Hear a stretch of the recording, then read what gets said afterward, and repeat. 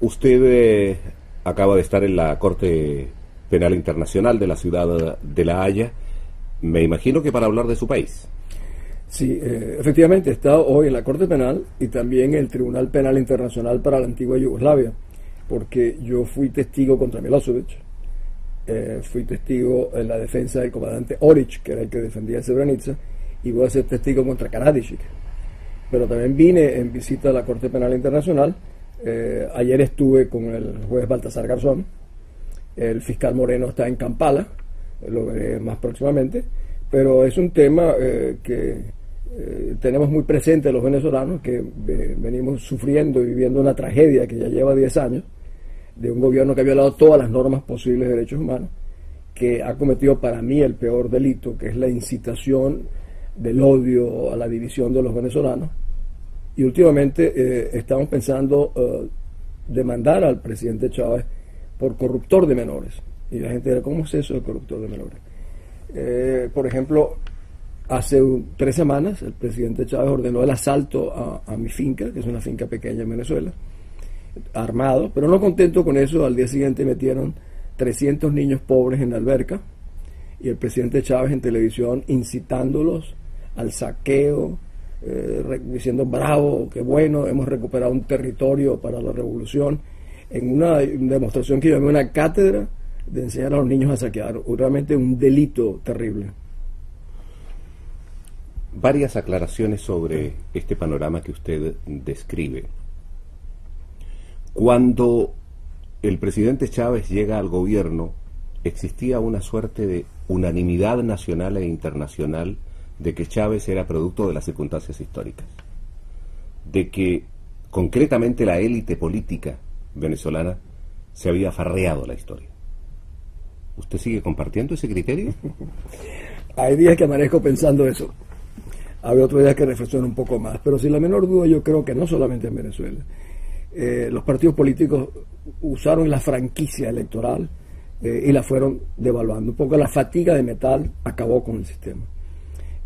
Lo que no pensaban los venezolanos y de otros países, que la solución era peor que la enfermedad que teníamos. Pero yo creo que al mismo tiempo esto ha sido como un corte en una planta en la cual debería salir más bien fortalecido el sistema político, por ejemplo en el caso venezolano, porque yo creo que estos 10 años no han sido en el fondo una pérdida total, porque yo creo que lo que hemos aprendido que vivir era mejor vivir en democracia, en libertad, en pluralidad, con todos los defectos que teníamos.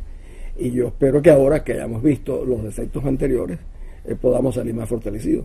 Pero en Venezuela también había un problema, que era lo importante que hizo Chávez, por lo cual llega, es que él puso el tema social al frente y lo convirtió en la máxima prioridad de la discusión nacional. Eso fue una contribución muy importante. El drama fue que este hombre, que en un momento dado tenía 70% de apoyo, y ha tenido la mayor riqueza que ha tenido ningún gobierno en la historia de Venezuela, no quiso empoderar a los pobres, los quiso tener supeditados, amarrados y dependientes, y eso arruinó su gobierno, al punto que hoy en día yo digo que el jefe del Estado es el peor enemigo que tienen los trabajadores, y lo digo ¿por qué? Él quiere solamente trabajadores para el Estado, no quiere trabajadores independientes. Hoy hay un pleito terrible con los trabajadores de la empresa Polar, que es la más grande del país, y él llama miserables a los trabajadores. Yo nunca he oído un revolucionario llamarlos. ¿Y por qué los llama miserables? Porque él no quiere que sean independientes, no quiere que sean libres. Él los quiere con una franela roja, trabajando para el Estado en peores condiciones. Esa es la situación. De tal manera que a su juicio no se ha combatido eficazmente la pobreza. No, para nada. El problema es que ahora los pobres son mucho más subalternos. Chávez ha convertido a Venezuela en una especie de casa de beneficencia, nacional e internacional. En lo nacional, creando una cultura de dependencia. Hoy en día hay 4 millones de personas que trabajan para el Estado venezolano. Si por él fuera, los 8 millones de trabajadores tendrían que estar bajo el Estado para él poderles decir el martes marchen aquí, se visten de rojo, etcétera. Por eso él utiliza este argumento de que está contra los capitalistas. No, él no está contra los capitalistas. Él los usa como una excusa para agarrar a los trabajadores y convertirlos en servidores, en súbditos del régimen venezolano. Eso es realmente lo más perverso que está aconteciendo.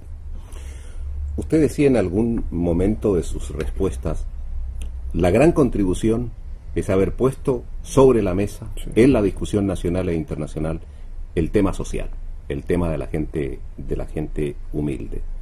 ¿Significa eso, a su juicio, que si en un futuro X Chávez no está, toda oposición, todo cambio de gobierno no va a cambiar de opinión y va a seguir manteniendo la cuestión social en el centro de las preocupaciones venezolanas?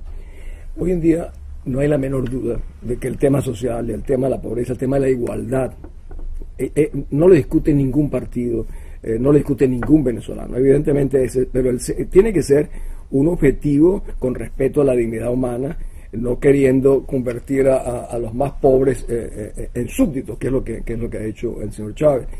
En eso hay un consenso nacional. No hay nadie que pensaría de una manera distinta. O sea, volver a sacar esto de la prioridad, máxima prioridad, o sea, no, eso sería imposible. La gente dice que no hay una, que hay dos razones que explican la popularidad de Chávez desde el punto de vista electoral, aunque ha ido naturalmente bajando esa popularidad.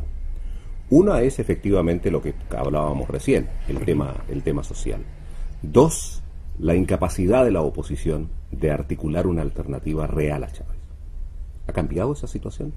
Sí, bueno, para Chávez ha cambiado drásticamente, porque viene un colapso, luego explicaré un poco por qué, en su apoyo, sobre todo el distanciamiento que algunos de los que siguen han tomado con las políticas de acabar con la empresa privada, con la propiedad, con el acercamiento a Cuba. Ven que Venezuela se ha convertido en una colonia cubana. Eso es rechazado por el 80% de los venezolanos. Eso ha cambiado. En la otra parte que me decías, era la segunda,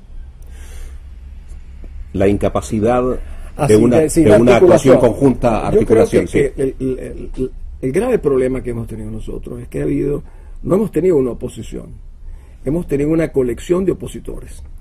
Así es. O sea, en el fondo los partidos han parcelado el interés nacional. Yo vengo diciéndoles hace mucho tiempo, nosotros hemos podido participar con una sola tarjeta, por ejemplo, en la Asamblea, agarrarnos de la bandera nacional, es el país. Ellos han ido por la vía de unirse los partidos. Yo creo que hay que unirse al país.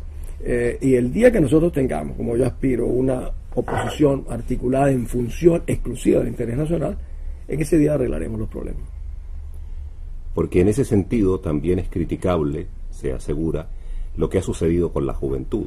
Es decir, la juventud sale en un movimiento espontáneo. Yo creo que eso ya está archiprobado, que no ha sido manipulada la juventud por nadie, sale protestando en contra del gobierno de Chávez, pero con posterioridad tanto el gobierno como la oposición coaptan a esos jóvenes y nos quedamos sin juventud independiente en Venezuela. Eso me parece a mí muy negativo. Yo soy amigo de muchos muchachos dirigentes brillantes, creativos. El hecho de que los partidos le metieran mano a ellos, los cooptaran tan rápidamente, yo creo que le han hecho un flaco servicio tanto a ellos como al país. Yo creo que los estudiantes, que han sido la cosa más espontánea que nosotros hemos tenido, han de dejarlo justamente así, libres, que volaran. Pero no creas, hay otra nueva camada de estudiantes que están surgiendo, que ya han visto que el comportamiento de algunos de los líderes involucrándose en la política tan jóvenes, empezando que van a ser presidente de la República a los 24 años, ya eso está cambiando. Y ya yo veo, está emergiendo otra clase de dirigentes juveniles que nos noto mucho más rebeldes, mucho más independientes y mucho más claros. Señor Arria, y de cara al próximo escenario electoral, ¿cuáles son sus pronósticos? Bueno, te decía este tema de que no tenemos una sola tarjeta. Los partidos quieren contarse entre ellos para decir, a José le dio el partido A tantos votos, el partido B menos, entonces José es más mío que el del otro partido. Eso me parece que es sacrificar al interés nacional. Sin embargo, yo no tengo la menor duda de que nosotros vamos a tener el mayor porcentaje de votos. Eso no hay la menor duda. ¿Cuál es el problema? Los partidos han aceptado unas modificaciones del Consejo Electoral. El Consejo Electoral realmente es el Ministerio de Elecciones del gobierno de Hugo Chávez, controlado totalmente. Aceptaron la eliminación de la representación proporcional, por ejemplo. ¿Qué significa eso? Que nosotros, incluso sacando el 51% de los votos, solamente tendremos un tercio de los diputados de la Asamblea. ¿Por qué? Porque ellos agarraron zonas despobladas y les dieron tantos números de diputados como zonas pobladas. O sea, donde la oposición no puede llegar, ellos sí, eso lo controlan. O sea, realmente para nosotros tener la mayoría, tenemos que tener como el 60 y tantos % de los votos para recién. Ahora, ¿qué está haciendo Chávez paralelamente? Él está en una etapa de desesperación. Él ve las encuestas, él sabe que están colapsando, la economía está implosionando. ¿Qué hace? Pasa una ley del poder popular a crear una cosa que llama el Consejo Federal de Gobierno, que en el fondo es como crear una república de soviets, una república de comunas en pleno siglo XXI, como la del año 1917, y le da todos los poderes en el futuro. Él pierde, le pasa todos los poderes de este Consejo Federal y se crea una Asamblea Nacional que no tiene recursos, que no tiene competencia, como hicieron con la elección del alcalde de Caracas el año pasado. El alcalde Ledesma gana y el presidente nombra a una señora y le pasa todos los recursos de la alcaldía y todas las competencias. Eso va a generar un problema, pues ahí vendrá una confrontación seguramente entre lo que porque sería robarle la voluntad a los venezolanos y realmente desafiarlos. Yo creo que sería un desafío muy peligroso.